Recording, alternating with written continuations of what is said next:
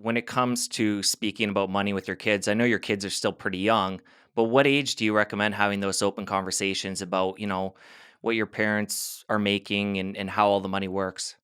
Yeah, I mean, I think that for parents, I always say share, don't scare.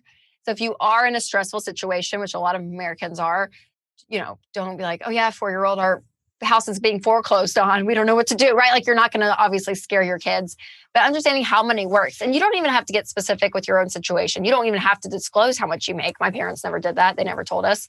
But to say, hey, here are the attributes of money. Here's what you do. You work. That's how you earn money. You give, save, and spend it.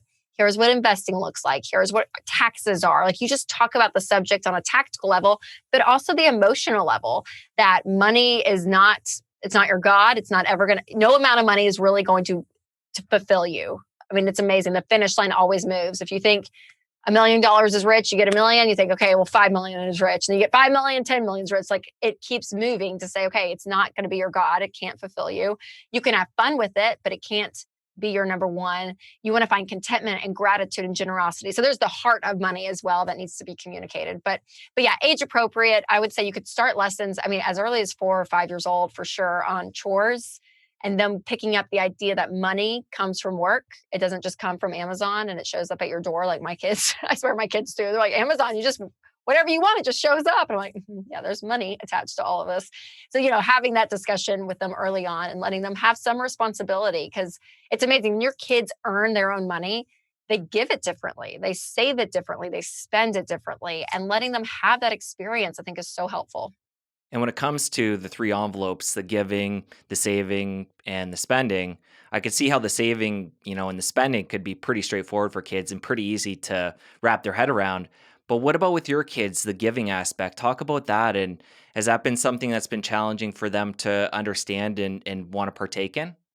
Yeah, we haven't really divided up the three yet. Our oldest just turned 5. So what we're doing is just working on the, hey, here's what you earn, here's this. And in giving for us, Winston and I, we have our percentage that we give locally to our church. We have percentages that we give other places. And what's hard too, I'm finding that's different from my childhood is I would watch my parents give. I could see them actually give physical money, but now so much is online and automated.